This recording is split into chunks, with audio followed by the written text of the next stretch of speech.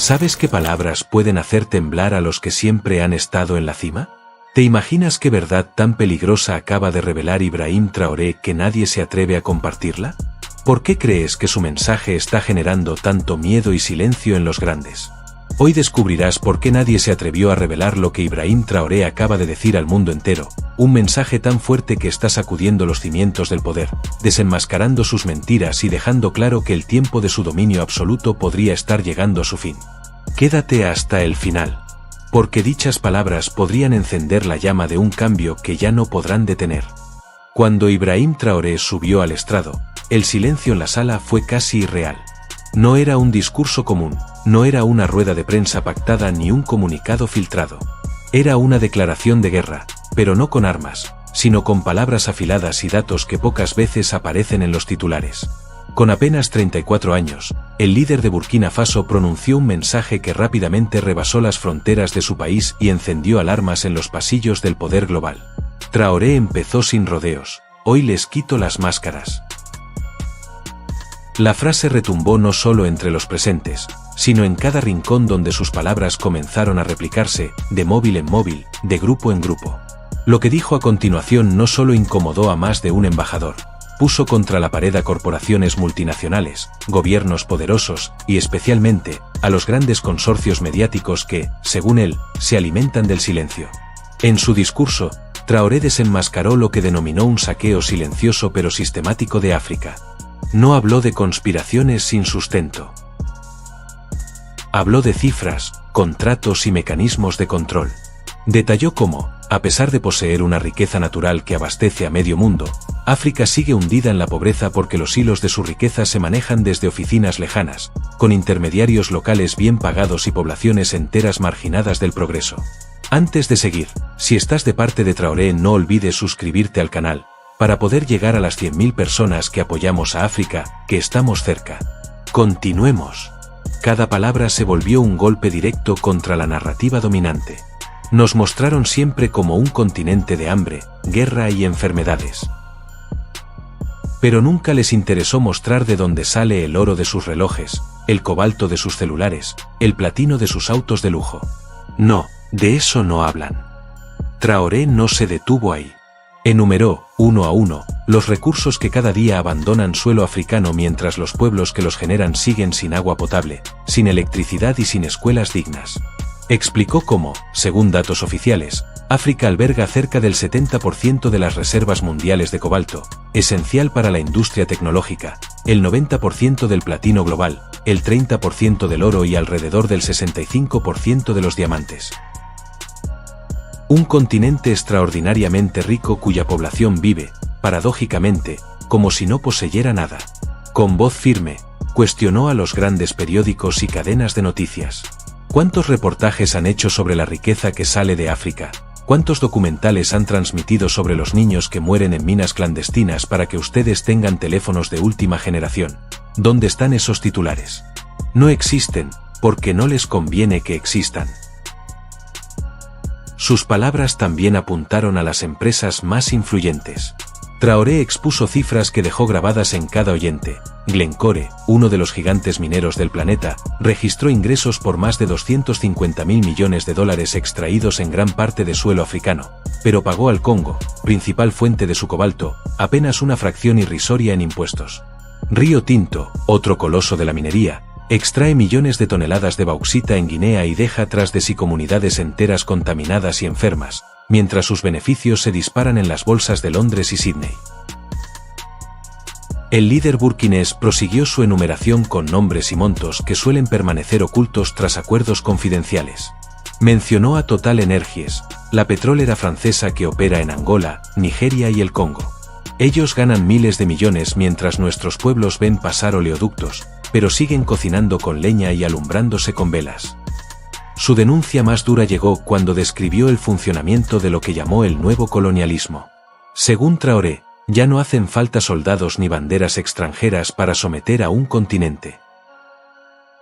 Ahora bastan contratos redactados en despachos corporativos, cuentas bancarias secretas y una red de influencia que coarta la soberanía desde dentro. Primero compran a nuestros líderes. Les prometen casas de lujo en Europa, educación extranjera para sus hijos, cuentas en Suiza. Después firman concesiones de explotación por décadas. Construyen carreteras que van de la mina al puerto, pero no a las aldeas. Controlan los puertos, los aeropuertos, los ferrocarriles. Si hay protestas, contratan empresas de seguridad privada para reprimirlas. Y cuando alguien se atreve a hablar, compran periodistas, silencian radios, manipulan titulares. En medio de datos y acusaciones, Traoré también lanzó un mensaje de advertencia. Cada año se van de África cerca de 90.000 millones de dólares de forma ilícita. Esa riqueza desaparece en paraísos fiscales, cuentas en Londres, Zúrich, Islas Vírgenes. Y mientras tanto, nos presentan como mendigos que necesitan ayuda humanitaria. El presidente fue más allá al nombrar directamente a potencias occidentales y a la prensa internacional. Denunció cómo Francia mantiene un sistema monetario que amarra a 14 países africanos mediante el franco CFA, reteniendo la mitad de sus reservas en el tesoro francés y aplicando intereses negativos. Pagamos por usar nuestro propio dinero. Y cuando Francia ayuda, con préstamos, la prensa lo celebra como gesto humanitario, pero jamás habla de los cientos de miles de millones que se transfieren cada año a París gracias a este mecanismo. Tampoco dejó afuera al Reino Unido. Traoré aseguró que Londres es el principal centro de lavado de dinero proveniente de la corrupción y el saqueo de recursos africanos. Cada dólar robado a África pasa por la City de Londres, se blanquea en Jersey, Guernsey, Islas Caimán. Son jurisdicciones británicas. ¿Qué hacen para detenerlo? Nada, porque es parte del negocio.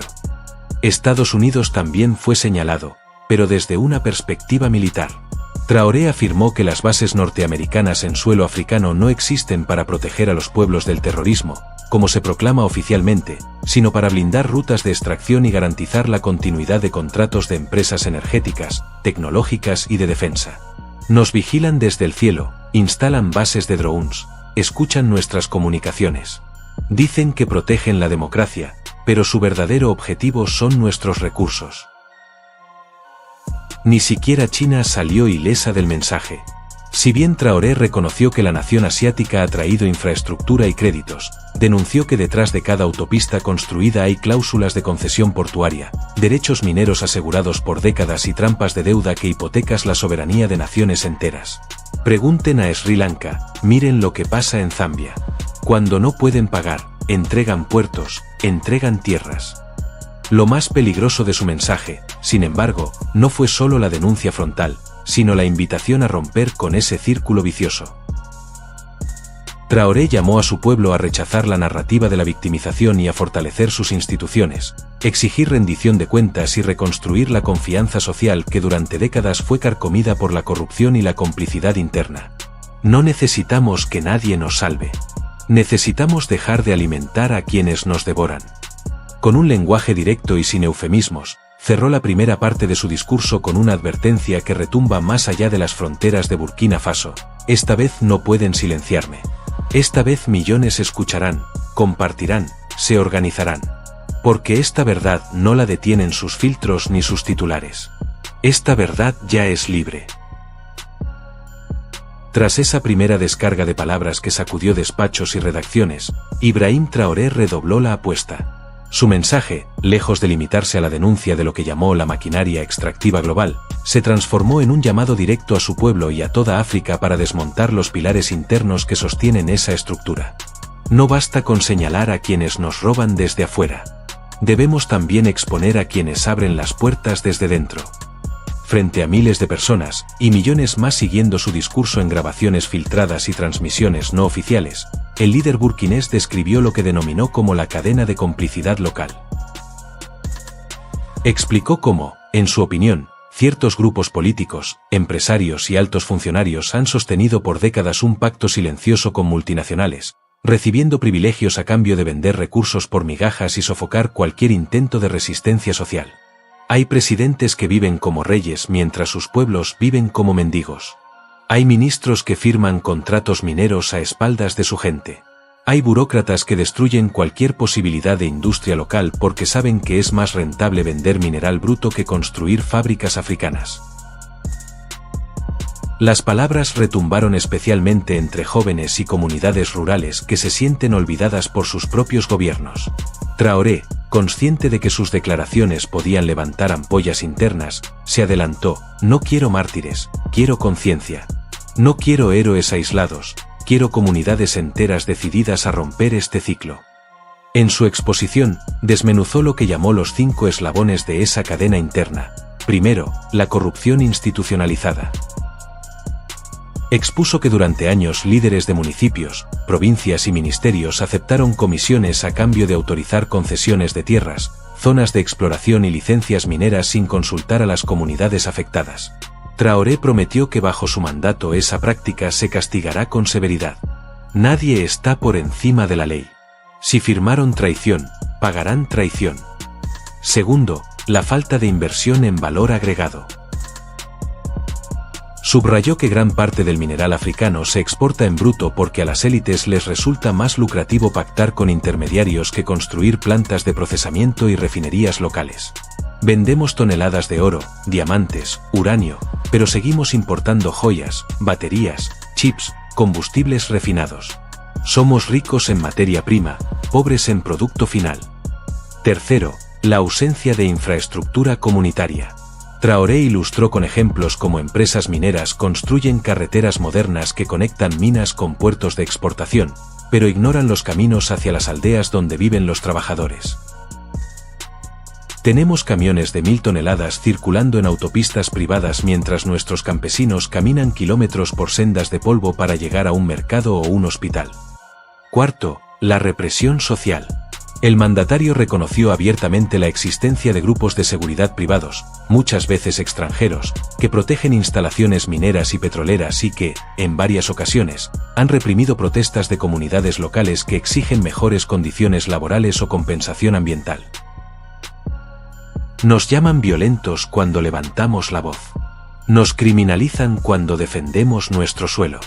Pero los verdaderos criminales son quienes convierten nuestra riqueza en miseria. Quinto, el cerco informativo. Denunció que líderes locales se confabulan con agencias de noticias y cadenas radiales compradas para que no se publiquen reportajes incómodos sobre derrames, desplazamientos forzados o contaminación causada por empresas extranjeras. Se paga por silencio. Y cuando no basta con comprar silencio, se compra miedo. Tras exponer estos puntos, Traoré dio un giro inesperado en su discurso, presentó una hoja de ruta. Anunció que su administración impulsará leyes para obligar a que todo contrato de explotación sea público y revisado por asambleas comunitarias. Aseguró que ninguna concesión podrá otorgarse sin consulta previa, libre e informada, y que toda empresa que incurra en prácticas contaminantes o evasión fiscal perderá su licencia de forma inmediata. A muchos en la audiencia les sorprendió la contundencia de su plan. No basta con hablar. Hay que firmar decretos, hay que crear tribunales, hay que sancionar con cárcel a quien robe a su pueblo. Dijo, arrancando aplausos de pie de parte de jóvenes líderes, estudiantes universitarios y comunidades campesinas. Recuerda suscribirte al canal para llevar esta familia a las 100.000 personas y no perderte nada de lo que está por venir. Sigamos. Pero Traoré fue más allá y dirigió un mensaje directo a la Unión Africana, instándola a dejar de ser un foro burocrático y convertirse en un espacio real de defensa común frente al neocolonialismo. Pidió que se fortalezcan las alianzas entre países africanos, que se creen bancos de inversión regionales y que se diseñen rutas de comercio interafricanas para disminuir la dependencia del norte global. Un continente dividido es un continente saqueado. Un continente unido es imparable. En su alocución, también tocó un punto crucial, la deuda externa. Según Traoré, uno de los grilletes más pesados que mantiene a África atada es la deuda ilegítima acumulada bajo condiciones que calificó de usura moderna. Aseguró que su gobierno propondrá renegociar o incluso desconocer tramos de deuda contratada bajo corrupción comprobada o intereses abusivos. Si un contrato se firmó para beneficiar a unos pocos, no es deuda del pueblo, es deuda de los ladrones. Este planteamiento encendió alarmas de inmediato en organismos multilaterales y bancos extranjeros que financian proyectos de infraestructura y créditos a gobiernos africanos. Analistas advirtieron que una acción de este tipo podría traer sanciones financieras y aislamiento. Sin embargo, Traoré se mostró desafiante: no le tememos al aislamiento si la alternativa es seguir arrodillados. Mientras su discurso seguía propagándose como un incendio en redes sociales y plataformas alternativas, miles de ciudadanos de países vecinos comenzaron a replicar fragmentos, convertirlos en pancartas y pintarlos en murales improvisados. Frases como "África ya no pide permiso" o "nuestra riqueza, nuestro derecho" se multiplicaron en comunidades que, durante décadas, habían aceptado resignadas que su voz no tenía eco más allá de sus aldeas. En un pasaje que dejó claro que este mensaje no era un simple arrebato populista, Traoré reconoció que el camino sería duro y lleno de presiones. "No soy ingenuo. Sé que intentarán comprarme, desacreditarme, aislarme o incluso matarme. Pero hoy somos millones los que ya no creemos en sus titulares. Somos millones los que sabemos que no hay poder que resista a un pueblo que despierta". Casi al finalizar esta parte de su exposición, el mandatario burkinés hizo una invitación que pocos esperaban. Convocó a periodistas independientes de todo el mundo a visitar Burkina Faso y el Sahel para investigar y contar lo que él llama la otra versión de la historia. "No vengan a contarnos como mendigos. Vengan a mostrar por qué somos pobres siendo ricos. Vengan a mostrar quiénes se llevan nuestra riqueza. Vengan a mostrar lo que nuestros grandes medios callan". Su desafío final a la prensa fue contundente: "No necesitamos que hablen por nosotros. Necesitamos que dejen de mentir sobre nosotros. Si no tienen el coraje de decir la verdad, al menos no estorben a quienes la contamos". Mientras la grabación de Ibrahim Traoré continuaba expandiéndose como pólvora digital, la reacción internacional no tardó en llegar. En despachos de potencias occidentales y en salas de juntas de corporaciones energéticas y mineras, se encendieron alarmas. Algunos voceros gubernamentales calificaron el mensaje de provocador y peligroso, insinuando que podía alimentar movimientos radicales y desestabilizar la región del Sahel. Sin embargo, para millones de africanos, las palabras de Traoré no fueron una amenaza, sino la confirmación de algo que intuían desde hace tiempo: su tierra es inmensamente rica, pero la pobreza persiste porque así lo dicta un sistema que ha permanecido intocable durante décadas. En esta parte final de su contundente intervención, Traoré cambió de tono. De la denuncia pasó a la exhortación directa a los jóvenes africanos, a los campesinos, mineros, estudiantes, líderes comunitarios y mujeres que sostienen el corazón productivo de sus naciones. No esperen a que los salven desde afuera. No pidan permiso para defender lo que es suyo. No deleguen su voz en quienes la venden al mejor postor. El verdadero poder es entender que nadie vendrá a liberarnos. Debemos liberarnos nosotros mismos. Entre aplausos y vítores, fue aún más específico: llamó a los pueblos de África a organizarse desde las bases, a crear cooperativas mineras y agrícolas, a exigir auditorías ciudadanas de los contratos de recursos naturales y a poner fin a la intermediación corrupta que drena millones cada año. Si la riqueza está bajo nuestros pies, debe estar en nuestras manos. Si sale de nuestra tierra, debe quedarse para alimentar nuestras escuelas, hospitales y caminos. Es hora de que el oro de África deje de brillar solo en vitrinas de Europa y Asia, y comience a brillar en los rostros de nuestros hijos bien alimentados y educados. Traoré no eludió el tema de la seguridad. Admitió que su mensaje incomoda no solo a grandes capitales, sino a redes criminales y grupos armados que también se benefician del caos. No podemos cerrar los ojos a los que siembran miedo entre nuestra gente. Detrás de cada mina ilegal hay un traficante de armas. Detrás de cada conflicto étnico mal gestionado hay intereses que quieren dividirnos. Y detrás de cada guerra tribal hay una empresa que se frota las manos para saquear en silencio mientras morimos peleando entre nosotros. En ese sentido, anunció que intensificaría la lucha contra la minería ilegal y el tráfico de armas, pero también prometió tender la mano a comunidades marginadas que, por desesperación, terminan siendo reclutadas por grupos violentos. La paz no se firma solo con armas. La paz se construye cuando un joven tiene más oportunidades en su aldea que en un campamento armado.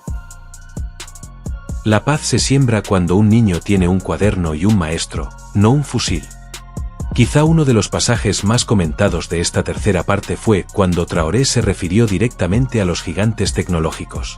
Sin mencionarlos por nombre, criticó que muchos de los dispositivos que la población global considera símbolos de progreso están manchados de explotación infantil y condiciones laborales deplorables. Cada vez que alguien presume su último modelo de celular o se sube a un auto eléctrico de lujo, debería preguntarse, ¿cuántos niños africanos respiraron polvo tóxico para extraer el cobalto de esa batería? ¿Cuántos mineros se jugaron la vida por un salario de miseria? ¿Cuántos ríos se contaminaron para que el oro brille en una joya? Nuestra realidad incómoda alimenta su comodidad.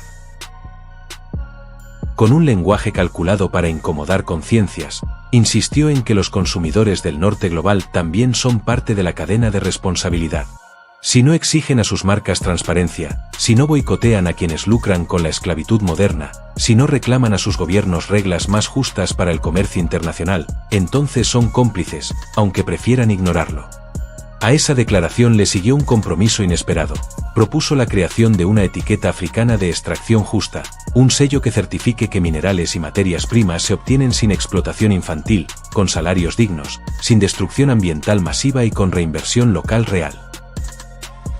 Según él, esta iniciativa no solo presionaría a las grandes multinacionales a negociar con condiciones más equitativas, sino que empoderaría a comunidades a organizarse en torno a prácticas sostenibles.